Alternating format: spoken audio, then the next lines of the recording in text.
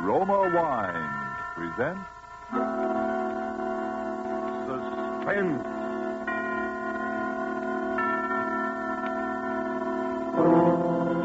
Roma Wines, made in California for enjoyment throughout the world.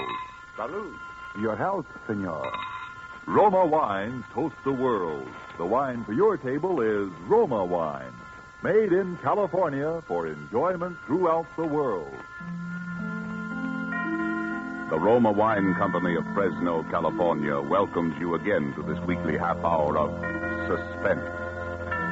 Tonight from Hollywood, Roma Wines bring you as stars Miss Ida Lupino, currently being seen in Warner Brothers In Our Time, and Mr. Vincent Price of 20th Century Fox, soon to be seen in the Darrell F. Zanuck production Wilson.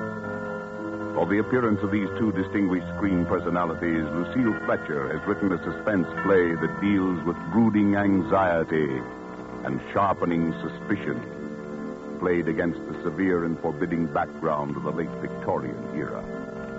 And so, with Fugue in C minor, and with the performances of Ida Lupino and Vincent Price, we again hope to keep you in suspense.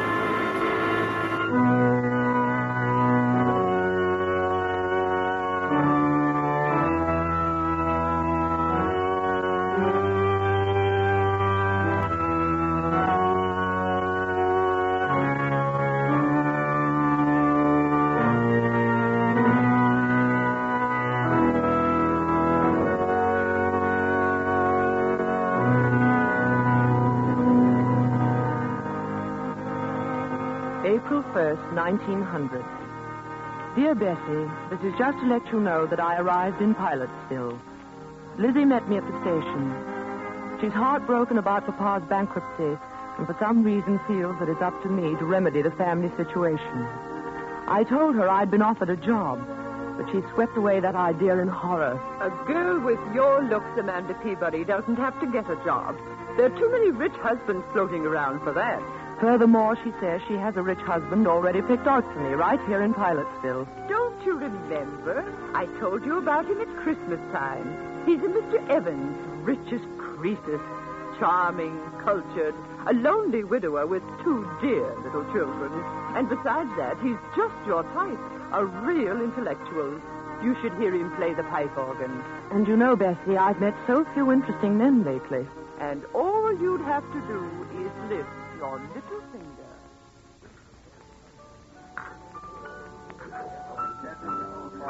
Mr. Evans. Oh, good evening, Mrs. Chumley. How delightful to see you here. I'd like you to meet my sister.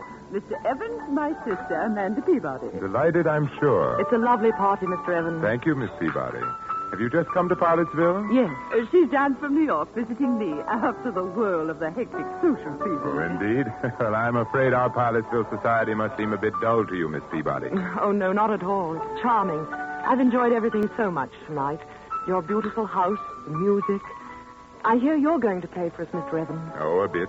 Do you care for organ music, Miss Peabody? Very much. I never miss a church recital. But what a luxury it must be to have your own pipe organ right here in the house. I'm afraid I couldn't do without it. It's my hobby, you know. Bach, Buxtehude, César Franck. Don't you adore their work? Oh, Amanda's very musical. You should hear her render The Burning of Rome. Yes. And the delightful thing, of course, about having a pipe organ in the house is that it's everywhere. To sit at a keyboard and hear the walls, the ceilings, the floors vibrate. You see, Miss Peabody, I've had the pipes installed all over the house. Under this floor, for example, are all the choir stops. Up in the bedroom walls are the stops for the swell manual. In the great 32-foot pedal stops, the giant diapasons are underneath the staircase. My children sleep next door to the echo chamber. So, you see, we live like angels here in a paradise of music. How thrilling. Now, ladies, come upstairs to the second floor landing, won't you? And I'll show you the console. It was made for me in Vienna.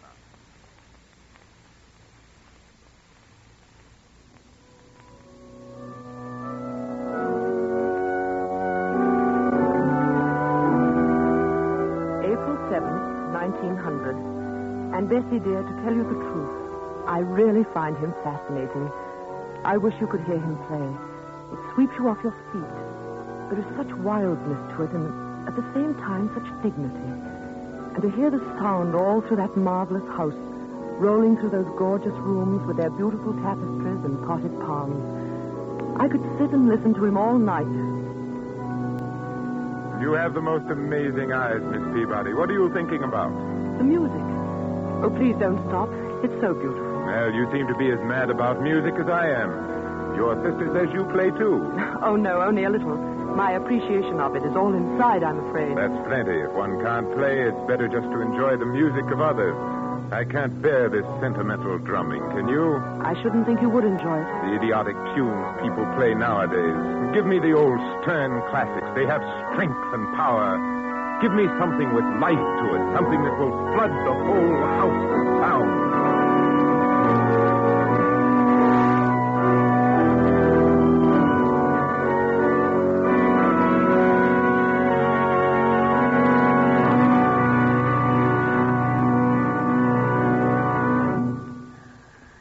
Marvelous. You're a very unusual girl, Miss Peabody. Quite unlike the run of girls down here at Pilotsville. Yes, in what way? Oh, it's rather hard to explain. Some more tea, Amanda? No, thank you. A muffin? No, thank you. You have an excellent cook, Mr. Evans. Please call me Theodore. You know you promised. Theodore? Amanda. And your house is beautifully run, too. You must have an excellent housekeeper. Everything always looks so charming and quiet. I haven't even heard a peep out of your children. My children? Oh, yes, the children have been away at school. You have two, haven't you? Yes, Daphne and David. What sweet names. Ordinarily, I don't approve of schools for young children, but you see, they were rather overwrought. After Mrs. Evans passed on... I can well understand. They were almost morbidly devoted to their mother, and then, of course, the unfortunate circumstances of her death, but... I suppose your sister, Mrs. Chumley, has told you all about that. No, not very much, except your wife was killed in a street accident, wasn't she? Yes, in Philadelphia. A brewery wagon and 4 horses ran her down. Oh, how terrible. It's something I don't like to think about very often. Poor, beautiful Margaret. Well, it's like a nightmare, Amanda, and I still can't feel reconciled, but... Well, what I was driving at was the children. They were in school when she died, and by some malicious stroke of fate, there was an epidemic of scarlet fever raging out there. The authorities wouldn't lift the quarantine and let them out for her funeral. Oh, poor little thing. Yes, it upset them dreadfully. In fact, I sometimes fear it's left a mark on them which may endure all their lives. What do you mean? They suffer from delusions about her. They think that in some way she is linked. Her soul is imprisoned in the organ pipes. How horrible. I wish I could do something about it. It's a frightful notion, but they won't. They don't let me play when they're at home. That echo chamber in particular next door to their bedroom. Yes? You know, it's nothing but an empty sealed room with a few wires. Of course, it's all because they never saw her dead. But they have a notion that she's, well, somehow hidden there. How ghastly. They really think that, do they? Children can think up such very strange things in their little minds. Can't they?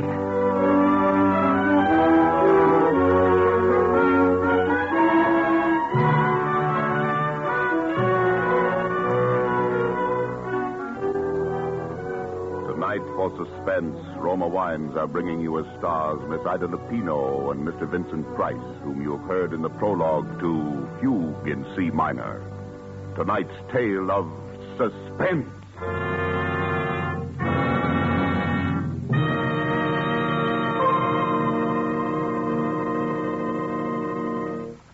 Let us look in on another scene for a moment. A smart dinner party at the internationally famous Hotel de Nacional de Cuba in Havana. One of the guests, a world-traveled American, sets down his wine glass and remarks that a truly fine wine always carries the unmistakable flavor of the particular vineyard from which it comes. Well, then, laughs his Cuban host, you must be homesick for California right now. For the wine you are enjoying so much is from America, from California. It is Roma wine. Yes, it's true. Our own wonderful vineyard country in California produces in Roma wines that discriminating people in other lands esteem as an imported delicacy. Yet you here at home can enjoy these distinguished Roma wines for mere pennies a glassful. You pay none of the expensive overseas shipping charges and duties. Daily with your meals or when entertaining or any time, you can delight yourself with the wonderful flavor that comes from age-old wine-making traditions perfected by modern quality controls and tests. Yes, only pennies a glassful for a treat you are certain to enjoy. For remember, Roma wines are America's largest selling wines. Roma, made in California for enjoyment throughout the world. And now it is with pleasure that we bring back to our sound stage Ida Lupino as Amanda Peabody and Vincent Price as Theodore Evans in Fugue in C minor. A tale well calculated to keep you in suspense.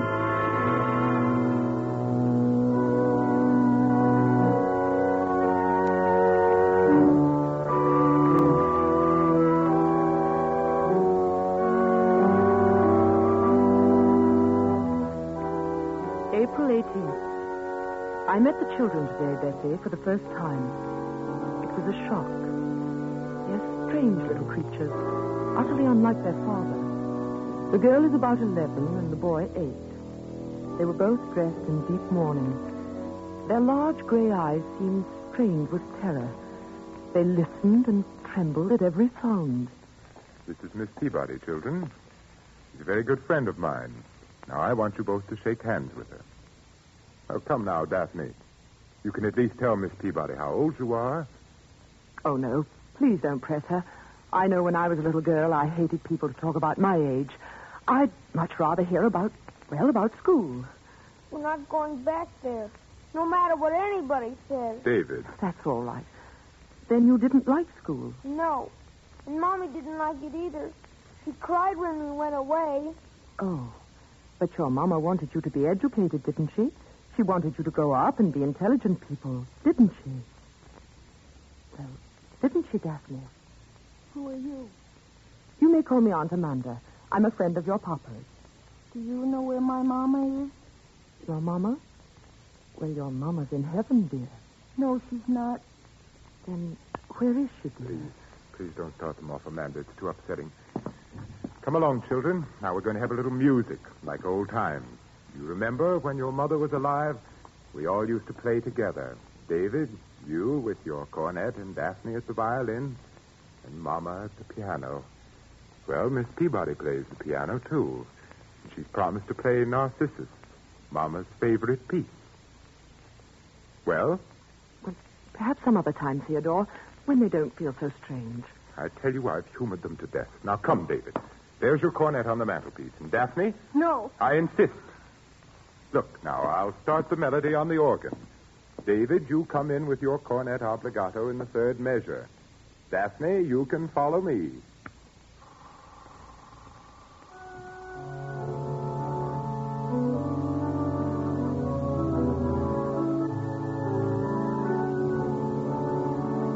What's that? Come along, children. What's that note? That note making that funny noise. What note? Oh, you mean that. So that's just a cipher.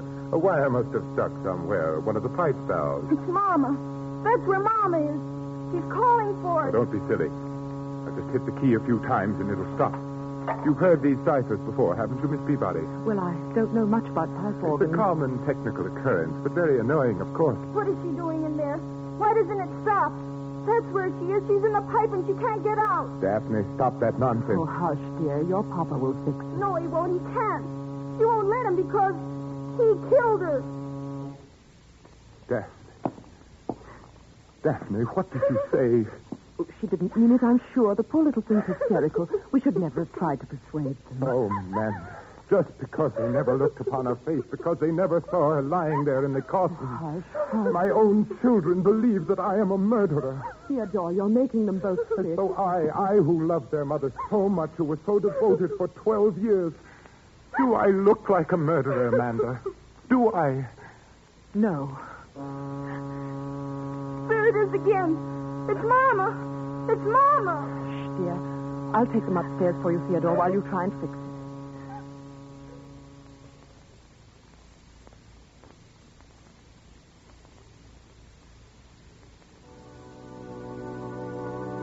April 24th. Oh, Bessie, those poor little children, we took them out to the cemetery today to show them her grave.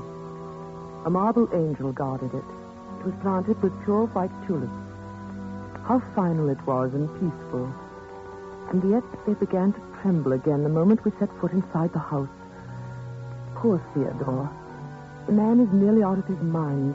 What can he do? I keep asking myself that question. What can he do?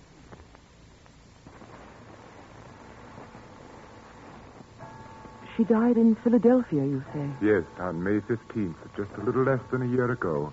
You weren't with her? No, she went there to take a piano lesson. There was a new teacher she'd heard about. She was always so self-conscious about her technique. But she never reached his studio. They notified me at midnight from the city morgue. And no one in Philadelphia saw her? No one except the attendants at the morgue, of course, and the people who picked her up after the collision. It was such a brutal accident. There'd been no one from among them who could speak to the children, explain to them? Oh, no. Oh, it's so horrible, so sordid. Oh, I know, my dear. I hate to make you suffer. But if we could find some way, if they could just believe. When you brought her back here to Pilotstill, there was a funeral. Yes. And was there anybody then who saw her? Oh, no, I couldn't bear it, Amanda. I didn't think at the time. She'd been so beautiful. Her lovely, sweet, gentle face and her eyes. The horses had completely trembled. Oh.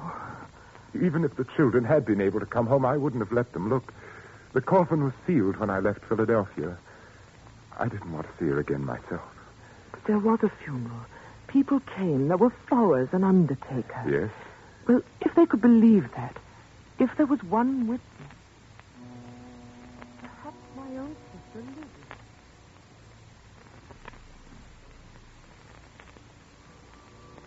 Funeral, Amanda? Of course there was a funeral. The finest funeral in town. A snow-white hearse and 25 coaches. Everybody sent flowers.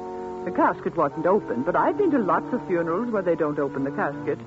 And from what I understand, she was pretty badly mangled. But it was a beautiful funeral. Mr. Evans played the organ himself, the finest selections, all the sweet old pieces his wife liked.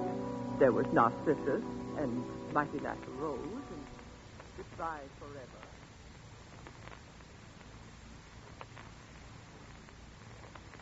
The way it was.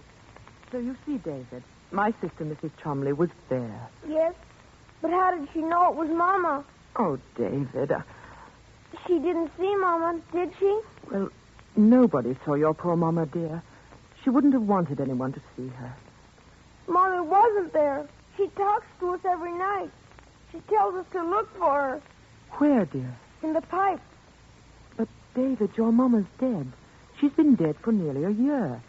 Now, you saw her grave out in the cemetery. She's happy and at rest. Why doesn't Papa give us a key? If he'd only let us have it, we could look for her. What key, dear? The keys to the pipe. There's a little door just underneath the stairs. That's where the big pipes are. And inside it's all dark.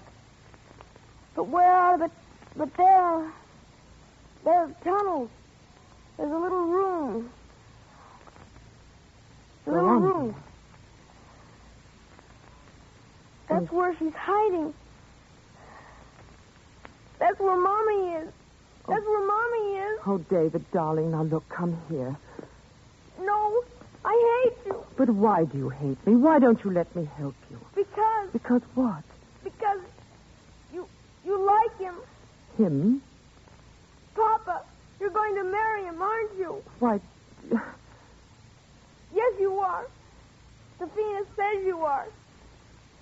You're going to marry him. Then you'll send us back to school. There'll be no one left to help Mama. Poor Mama will never be left out. Oh, I hate you. I hate you. David, what are you doing here? David, did you strike Miss Peabody? he's sick, Theodore. I'm sure he's very sick. Now go to your room at once. Oh, those dreadful children. I tell you, Amanda, they'll ruin whatever happiness we might have. Theodore, I love you very much. But I couldn't marry you. Not with that child's cry ringing in my head. We've got to help them. Give them that key. Let them go and look in the room where the pipes are. Then they'll see for themselves that there's no ghost. Key? Who told you about a key to that room? The children. The children? Amanda, I'm going to tell you something I've never told to a living soul. It may frighten you. Yes. Margaret was going mad when she died. Oh. No one knew it but me. It ran in her family. I discovered it long after we were married, after the children were born. Otherwise, I'd never have... And now you think the children? I'm afraid so.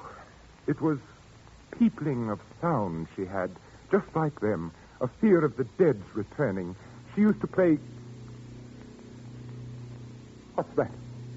Sounds like the organ. But the motor isn't on. The console was locked when I left. Someone's trying to play. No one but me can touch that instrument. It's forbidden in this house, and the servants are out. Unless those children come upstairs, Amanda.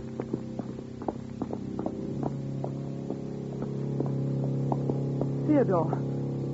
Why, there's no one here. No one at the keyboard. The organ's playing itself. That's impossible. The motor's not going. The motor? Yes, it sets the bellows going. There's no air in the pipes unless it's on. No air to make the pipes speak. It's impossible, I tell you. Children found the key and got in. Key? No. The key's here in my pocket. No other way in. No. Theodore, open that door. Go in there and see what's happening, please. No. Theodore. I won't give in. I won't be a prey to it. Do you hear? I won't. I won't. Here. It's stopped now. Yes. It was probably nothing but the wind. Theodore, give me the key. I'm not afraid. Are you saying that I am? I don't know. But I'll be fair with you, Theodore. I couldn't marry you and live here with that any more than your children can. What do you mean? Rip out those pipes. Rip out the whole pipe organ. Give it to a church, but don't keep it here. Get rid of it's the not pipe worth... organ. Yes. But I couldn't. The whole house was built around it. It's been the very soul and spirit of this home. It's been the curse, you mean. Theodore, I know I'd go mad, too, if I had to listen to it night and day. It's so hollow. Think of those pipes so huge down there in the darkness. I'd begin to hear things, too. Oh, Theodore! Be quiet. Come outside. We'll take a walk. No, give me the key. Give me the key. It's hysterical, Amanda. I'm sorry I've overburdened you. Why don't you want to go in there? Is it because you know something? You did something? What do you mean? Did you kill her? Amanda. Very well, Amanda. Here's the key. If that's the way you trust me, we'll go down and look around together. Come now, Amanda. I'm sorry, Theodore. It slipped out. It was a dreadful thing to say. All right, I understand. Yet it hurts a little. I've trusted you so completely, Amanda. Theodore. Yes, Amanda. Let's not go in there. I do trust you, darling. I believe everything you've told me. No. This little key. To think it should mean so much. Oh, black it is. Yes, pitch black. And cold. Where are the pipes? I can't see them. Come in further, Amanda. You'll see them as soon as your eyes grow accustomed to the darkness. The biggest pipes pack this well under the great staircase like giants. Oh, yes, I'm beginning to see them now. Shouldn't we go and get a candle? Oh, no. Go in a little further. Be careful. The floor's a maze of wires. Now stand there for a second. Theodore, don't leave me. I won't be long. I thought you said you weren't afraid. No, I'm not only... Where are you going? Just upstairs to play for you. Theodore. I'd like you to hear how the music sounds in the darkness. It's quite an experience being so close to the pipes. You know, narrow, suffocating, especially when I play the great Passacaglia and Fugue of Bach. Oh, Theodore, please. I don't want to stay Perhaps here. one of the Rheinberger symphonies or the great chorales of César Franck. Margaret, of course, preferred Narcissus. Margaret. Now, you're very gullible, Amanda. Then you did kill her. You killed her in this room. And you're going to kill me. Yes, simple, isn't it? But why? I don't know. One gets tired every now and then of mere music. Sometimes the classics demand competition. A scream, for example. There's something so exciting about pulling out all the stops and drowning out all human sound. Have you ever tried to match your voice, Miss Peabody, against the thunderous voice of Bach? It's most effective. And then when the struggle gets weaker, when the air is almost gone and you choke and gasp for breath, to bring the music down softer, softer. Theodore, you're mad. You're mad. Come, Amanda. Would you deny me that pleasure? No. I Help. promise you the concert won't be too long. It takes about 8 hours before the air gives out. But you know, I could play for days. And don't worry about the children. I think you've convinced them about the ghost. What's that? Theodore? Someone shut the door. It's locked and the key's outside. Who's there? Let me out. Let me out. Theodore. Get away from me. Let me out, do you hear? Let me out. Let me out. I can't breathe. I'm suffocating. It's so dark. I can't breathe. Let me out, please. Please. I can't breathe. I can't. No, don't. I can't. Let me out. I can't breathe.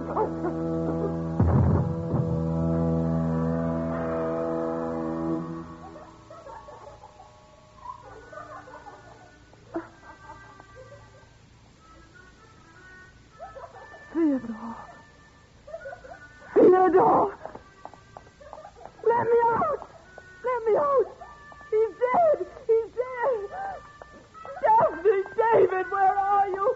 Open the door! Help me! Help me! Oh, no! No! Help!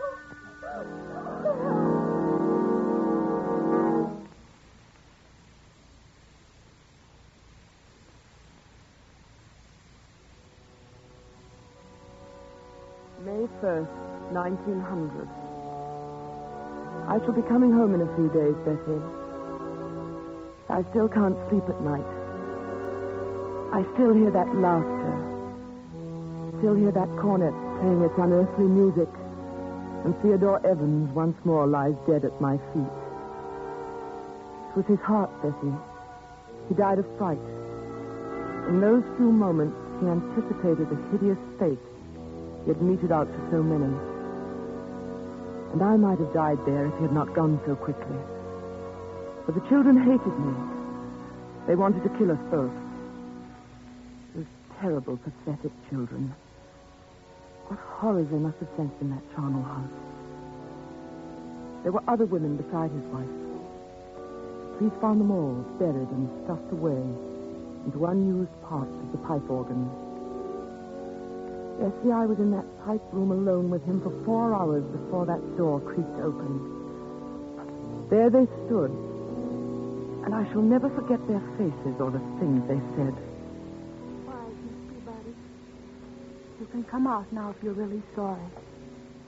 I'm sorry. Are you sure he's quite dead? Yes, he's dead. We were right all the time, weren't we, Miss Peabody? Yes, you were right. Now, will you come and help us find Mama?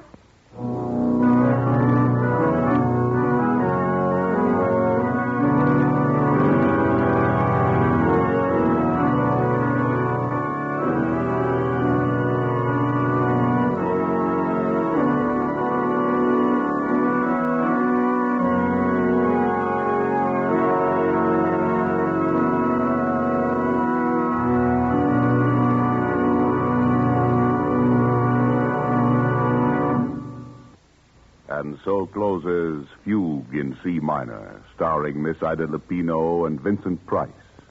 Tonight's tale of Suspense. Suspense is produced and directed by William Spear. Of all the rich treasures man gets from the earth and Mother Nature, none has been more highly esteemed than wine, good, delicious wine. And if you are one who does not yet know how much and how delightfully Roma wines add to your meals, well, let me urge you not to miss out any longer on such a treat as this. There's nothing complicated about it. Just get and serve Roma wine with any meal or any time in any kind of glass you wish. Serve it chilled.